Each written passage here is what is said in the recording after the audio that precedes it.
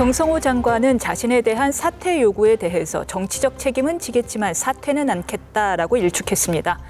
경찰이 외압 의혹에 대한 수사에 착수했는데요. 과연 경찰이 의지를 가지고 법무부 장차관 등을 대상으로 수사할 수 있을까요?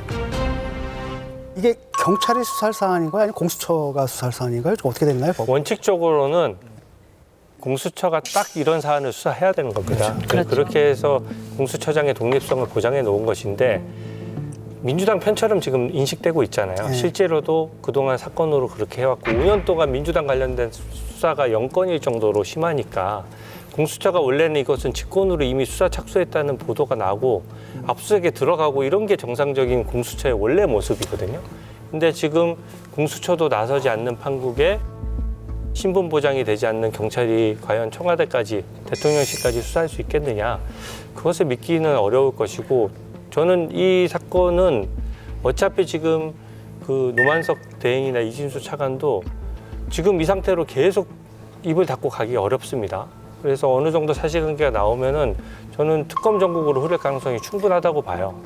그 법적인 문제는 어떻게 되나요? 어떤 법을 적용할 수 있을까? 이런 경우는? 원래는 이게 이제 기본적으로 직권남용죄는 저는 성립했다고 봐요. 왜냐하면은 일반 검사들이 예를 들어서 항소 제기 의견을 했는데 항소를 포기할 때는 뭔가 합리적인 이유가 있어야 되거든요. 근데 이게 지금 되게 묘한 현상이, 이게 너무 불법성이 너무 딱 드러나 있다 보니까 다 발을 빼다 보니까 누군가 제대로 검토했다는 사람이 안 나옵니다. 그렇죠. 그러니까 지금 민주당에서 맨날 그 대법원장 공격하는 이슈가 뭡니까?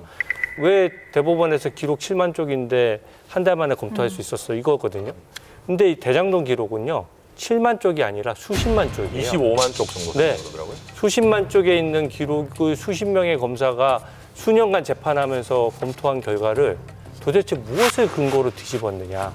그 결국 법무부 장관이 그 정도 뒤집으려고 하면 또다시 검사로 레드팀을 구성해서 그 검사들이 잘 몰랐던 허점을 찾아내서 뒤집어야 되는데, 그냥 감으로 김만배 충분히 니네 많이 묵었다 아이가 이거잖아요 지금.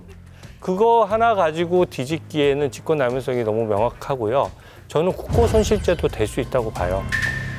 왜냐하면 추징금 액수가 너무 크고, 이게 저는 어떤 장면이 떠올랐냐면, 이게 저희가 세계적인 권투 시합이 열려가지고 파이트머니 대전료가 7,800억 정도 걸린 시합인데요.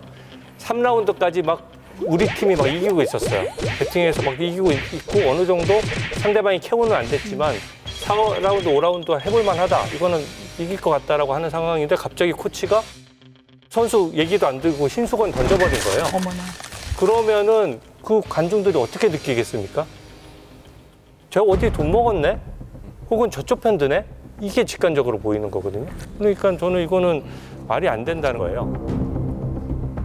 그냥 일상적인 협의 과정처럼 보여요. 현재까지로 봐서는.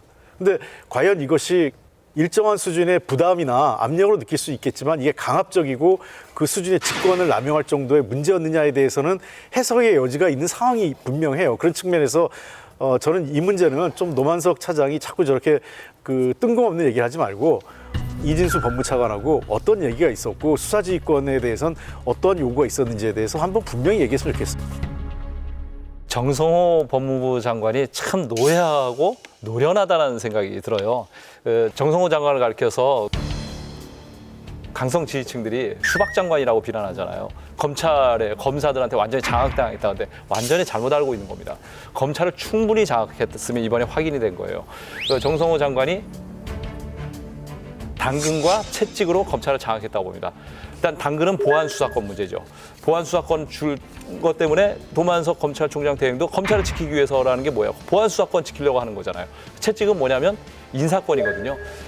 정성호 장관이 얼마나 그 인사를 그 소리 안 나게 검찰을 장악을 했냐면, 우리는 이제 검사장급만 이제 보고 있는데 그 이재명 대통령 사건과 관련된 뭐 대북 송금부터 뭐 대장동 위례 성남 FC 뭐 이런 사건과 관련돼서 수사한 부장검사, 평검사까지 전부 다 한 직으로 다 보냈습니다. 다 교체했어요. 그러는 인사권으로 완전히 검찰을 장악했고, 이번에도 그 검사들 뭐 집단 항명 이러면서 뭐 이제 민주당이 이제 푸시를 가하니까 뭐라 그랬어요? 이런 경우에는 대체로 원론적인 입장을 취하거나 법무부 장관이 검찰을 약간 좀 옹호하는 발언을 해야 되는데 뭐라 그러죠? 검찰 징계법 개폐정에 대해서 적극적으로 찬성한다라고 얘기했거든요. 이런 걸로 해서 저는 그 정성호 법무부 장관이 굉장히 노회하게 검찰을 장악하고 있다고 좀 봅니다. 그러면 정성호 장관에 대해서 우리의 평가를 저는 완전히 한번 바꿔볼 그런 필요가 있다고 봐요. 수박 장관 아니라고 하셨는데 저도 100% 동의합니다. 예전에 저희 개혁신당의 조홍천 의원님이 그런 얘기 하신 적이 있어요. 정성호 믿지 말라고. 정성호 의원은 평상시에 합리적이고 수박 같은 이야기를 해서 마일리지를 쌓아놨다가 이재명 대통령과 관련된 일에는 누구보다 강경파로 변신하는 사람이에요.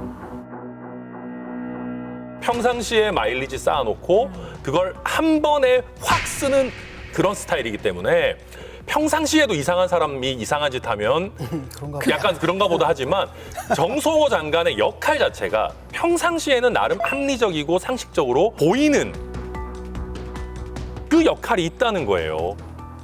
그래서 그 딱 친명 좌장이라는 자리를 괜히 지키고 있는 게 아닌 게 다른 문제는 몰라도 특히 이재명 대통령의 정치 생명이나 사법 리스크와 관련된 문제에서는 누구보다 물불 안 가리고 뛰어든